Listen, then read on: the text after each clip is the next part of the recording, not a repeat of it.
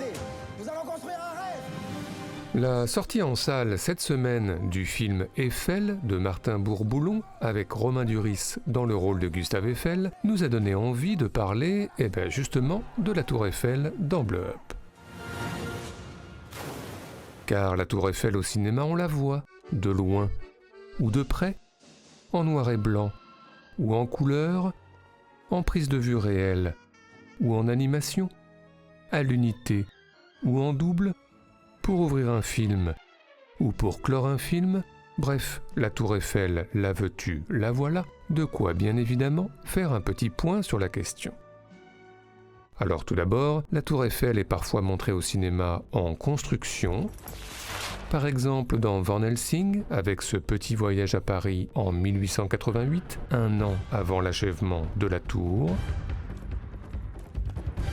mais aussi dans Camille Claudel, Isabelle Adjani qui sort de chez elle, avec ici un joli panoramique sur la Tour Eiffel in progress. Sinon n'oublions pas le film d'animation Ballerina qui se déroule lui aussi quelques mois avant l'achèvement définitif du monument. Mais à part ça, la Tour Eiffel achevée a été très filmée donc, et ce, dès les premiers pas du cinématographe, notamment par les frères Lumière, dans ce panorama pendant l'ascension de la Tour Eiffel, avec notamment une vue sur le palais du Trocadéro, monument détruit depuis. Une Tour Eiffel qui n'a d'ailleurs pas toujours fait l'unanimité, créant quelques polémiques sur lesquelles revient notamment Nicole Védresse dans son documentaire rétrospectif Paris 1900. Baroque, mercantiles imaginations, toutes nos architectures rapetissées disparaîtront dans ce rêve stupéfiant.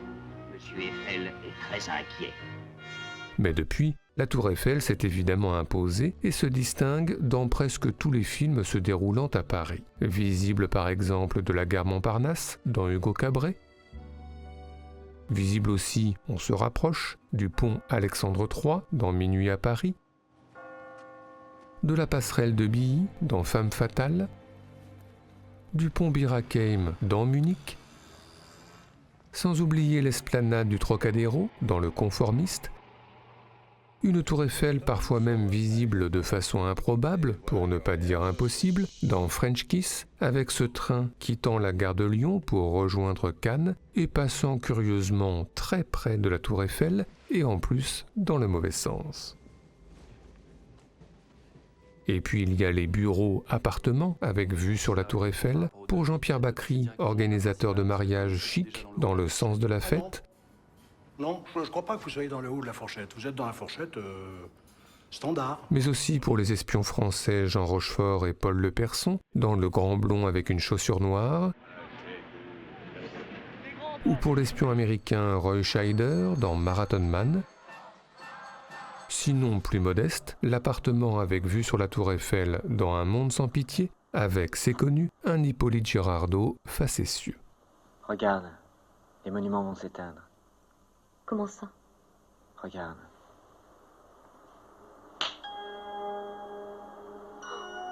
Et voilà. Mais encore, la Tour Eiffel est bien évidemment un haut lieu de tourisme. On la rêve avec Jean Lefebvre dans Un idiot à Paris. Et on quitte sa Bretagne natale pour s'y rendre dans Bécassine.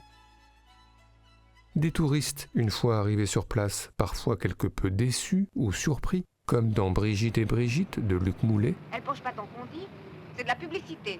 Quand d'autres touristes, comme l'américaine Greta Gerwig, dans Francis Ha, semblent tout simplement ignorer le monument. Une tour Eiffel célèbre aussi pour ses ascenseurs, parfois quelque peu anxiogènes, en tous les cas pour Philippe Noiret dans Zazie dans le métro. Et puis il y a les escaliers pour les plus courageux ou courageuses, comme Greta Garbo dans Ninotchka. 829 steps. And an additional 254 steps to the very top. There's an elevator included in the price of admission. Enfin, autre solution pour grimper à la Tour Eiffel, ces alpinistes équipés dans le documentaire d'Alain Paul à l'assaut de la Tour Eiffel, ou encore Mimi Siku, moins équipé mais tout aussi à l'aise, dans Un Indien dans la ville.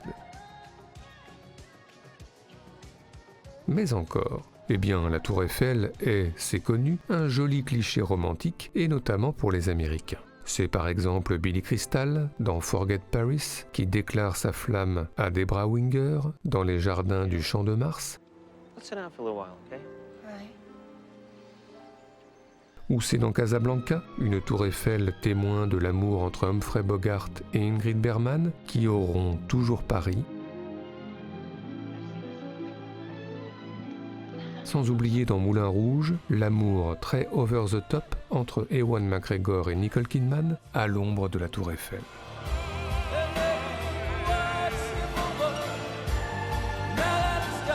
Mais encore, eh bien dans un registre différent, la Tour Eiffel est aussi le théâtre de scènes de suspense au cinéma. Elle est par exemple le témoin de l'échange tendu en bord de scène à la fin de Frantic. Mais c'est aussi dans Angel A, un Jamel Debbouze en mauvaise posture, menacé par Gilbert Melki et ses hommes. Ou encore dans Superman 2, Margot Kidder, encore plus en mauvaise posture, mais heureusement Superman veille.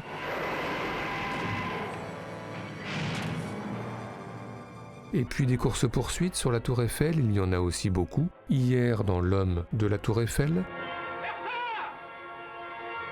ou plus récemment dans le James Bond Dangereusement Vôtre,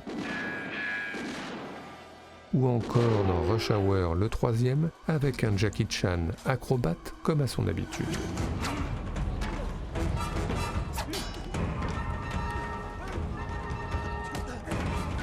Enfin, n'oublions pas la destruction de la Tour Eiffel, image fréquente de bien des films catastrophes. Alors déjà, la Tour Eiffel peut être menacée par les eaux dans Un monstre à Paris, mais elle peut être aussi menacée par une météorite dans La fin du monde d'Abel Gance, ou plus récemment par des forces inconnues dans G.I. Joe, le réveil du Cobra, sans oublier Mars Attacks, Armageddon, Independence Day ou Le jour d'après, mais on ne peut les citer tous. Des visions d'apocalypse liées à la Tour Eiffel qui nous rappellent cette fin glaçante de 28 semaines plus tard, alors que l'on croit l'épidémie de zombies définitivement éteinte.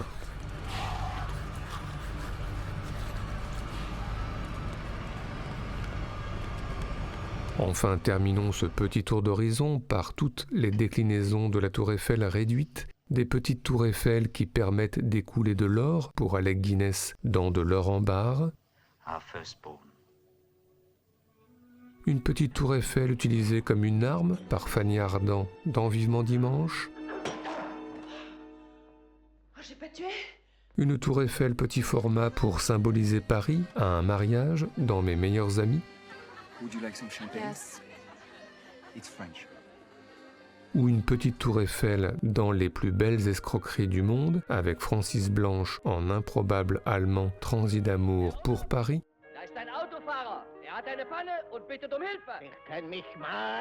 Sans oublier la mini tour Eiffel qui trompe un touriste dans Les Charlots font l'Espagne.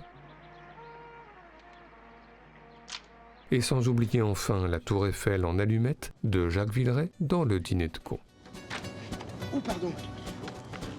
Bref, si on ajoute la course de voiture qui part de la tour Eiffel dans La Coccinelle à Monte-Carlo, et la course d'engins divers et variés qui arrive à la tour Eiffel dans la grande course autour du monde, si on ajoute le ptérodactyle perché sur la tour Eiffel dans Les aventures d'Adèle Blanc-Sec, et Condorman, perché lui aussi sur la tour Eiffel, dans Condorman,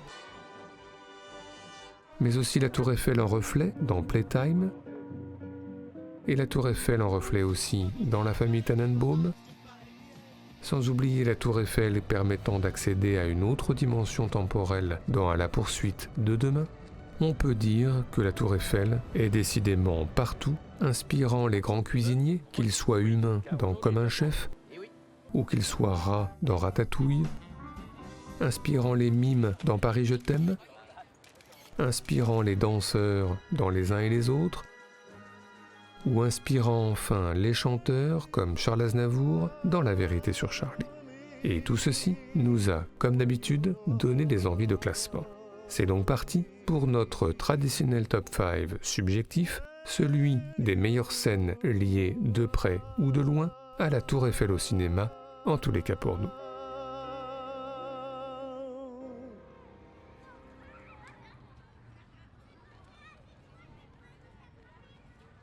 Notre numéro 5, Drôle de frimousse, Funny Face de Stanley Donen évidemment, et plus précisément la découverte de Paris par le trio Audrey Hepburn, Fred Astaire et Kay Thompson qui parcourt la capitale de long en large avant de se rendre compte, non sans ironie, qu'ils ont tous les trois omis de visiter un monument et pas n'importe lequel. There's something missing.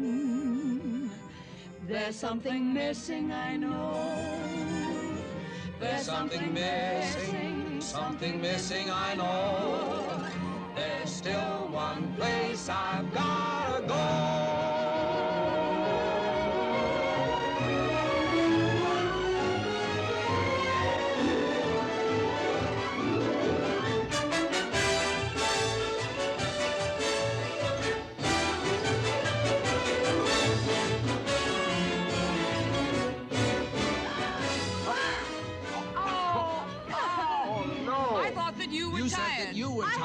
You told me you were tired. You said that you were so exhausted. You said you needed sleep. You told me that you had to rest. You said you ought to rest. I thought you wanted rest. Is this what you call rest? I haven't time to rest. This fussing and fretting is getting my goat.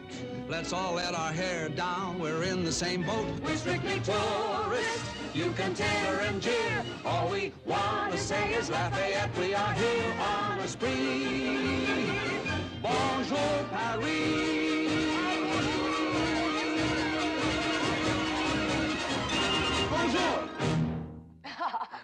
Wow, how's that? Notre numéro 4 concerne René Clair. Le cinéaste français a réalisé en 1925 un célèbre film qui se déroule en grande partie à la Tour Eiffel, Paris qui dort, avec ce gardien qui se rend compte un matin que la ville de Paris ne s'est pas réveillée. Et puis 3 ans plus tard, René Clair réalise un court-métrage méconnu, La Tour, un poème cinématographique comme une véritable déclaration d'amour, où le monument, sa structure métallique, ses pylônes, se transforment progressivement en labyrinthe, toile d'araignée, circonvolution, cerveau, tout à fait fascinant.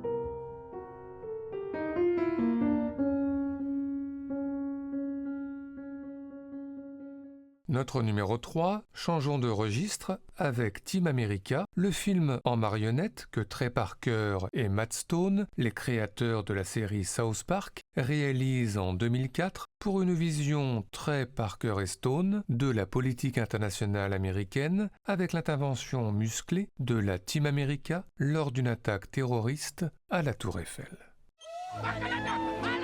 He's getting away with the WMD. I got him.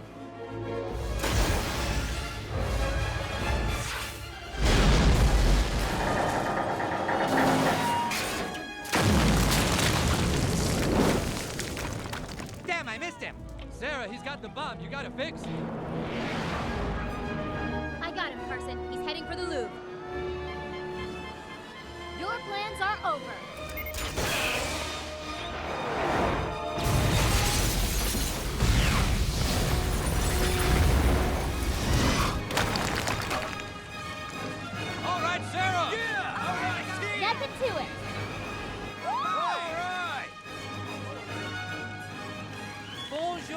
everyone. Don't worry, everything is boom. We stopped the terrorists. Notre numéro 2 concerne l'actrice Emmanuelle Riva. On se souvient de ses débuts inoubliables en 1959 dans Hiroshima mon amour, la déambulation dans les rues d'Hiroshima, la silhouette d'Eiji Okada et les notes au piano de Giovanni Fusco. Eh bien, les adieux cinématographiques d'Emmanuelle Riva, 57 ans plus tard, furent eux aussi très beaux. Cela se passe dans Paris pieds nus, du duo Abel et Gordon, dernière scène, dernier mot et dernière image, laissée par l'actrice, à 300 mètres de haut, sur les notes au piano, plus que jamais céleste, d'Erik Satie.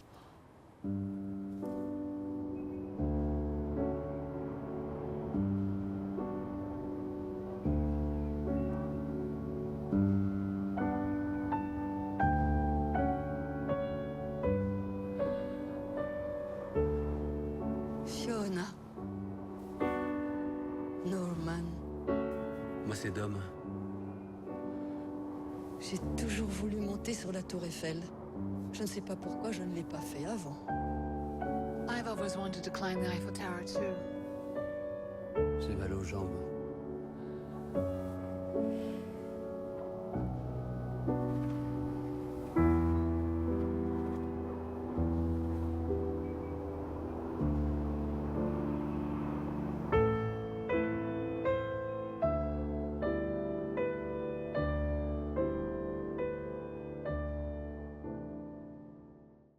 Enfin, notre numéro 1, il ne pouvait en être autrement, en tous les cas pour nous, François Truffaut, grand amateur de la Tour Eiffel, cela se voit sur cette photo, mais cela s'est aussi et surtout vu dès son premier long métrage, Les 400 coups, car oui, la naissance de François Truffaut, la naissance de Jean-Pierre Léaud, et plus largement la naissance de la Nouvelle Vague, s'est faite sous l'égide de la Tour Eiffel, portée par la musique éternelle de Jean Constantin.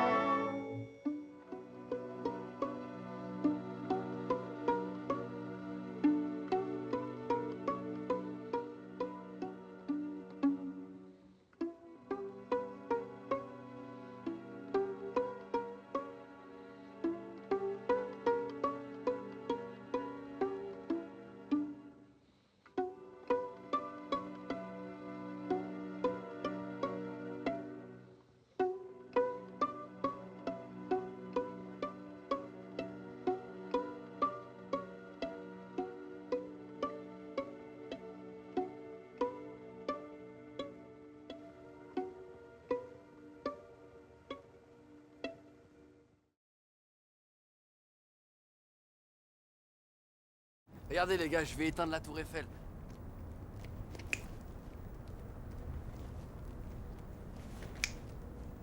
Ma gueule, ça marche que dans les films ton histoire là. Ah, nique sa mère. T'es dans un film toi. Eh ouais, c'est le film où ta mère elle boit de la croix. Ouais, comment tu parles de ma mère toi? Ma mère elle boit de la croix, la tienne, elle te met des carottes dans le trou du cul. C'est hyper marrant. Et ta mère et ton père ils habitent rue Gamma. Rue Gamma, regarde le boucher, tout ça,